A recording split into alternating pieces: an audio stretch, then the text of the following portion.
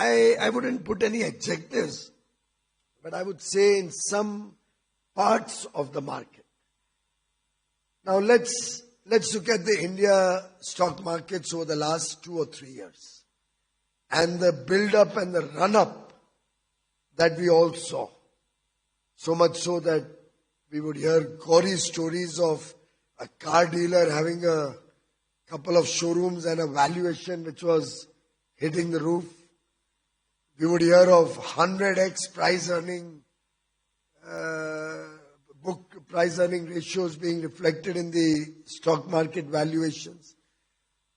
Now that's something we all need to reflect upon. We need to think through how we will ensure that such run-ups don't happen in the future, because they're clearly artificial. They're clearly not sustainable. And we are facing some of the brunt of that. I remember talking to Nilesh Bhai and other stakeholders from the sector. During that period, the markets were running up crazily, I could say, about the fears that I always had of what would happen to the small investors, because it was unsustainable what we were seeing. And a lot of it was driven by A, lot of money flowing into the market, B, the compulsions of the market to deploy capital, the FOMO effect that we saw in large number of investors, particularly the middle class investors, the young investors who would see somebody in the neighborhood come out with a brand new car and, hey, how did he finance that? He made money in some stock that nobody had ever heard of, bought a car beyond his means, bought a house beyond his means, only to land up with a crisis in his own life when things started right-sizing. And therefore, I think it's imperative that whenever we celebrate the joy of huge super profits, we must also be very conscious of our responsibilities towards our stakeholders. And I do believe that a lot happened in the last few years. A lot of, I would say, misinformation, a lot of calculations and a lot of publicity or communication or information flow about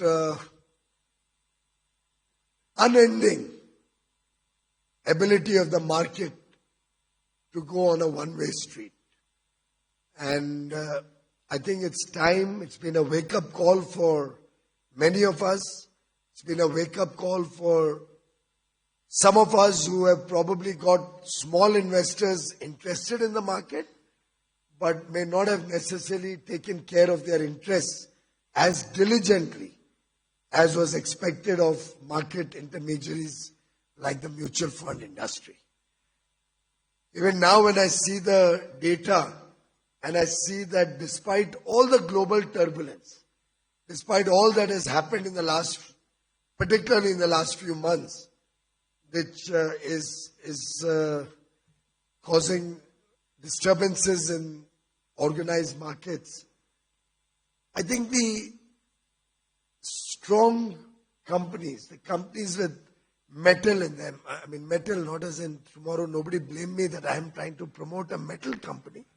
I mean METTLE, companies with capacity, who with genuine worth for the valuations that the market gave them, have still maintained reasonable pricing. Maybe some of them may have seen some downfall, but by and large, the Nifty still reflects decent valuations. I don't know what's the latest forward earnings, 18, 19 or 20? 19.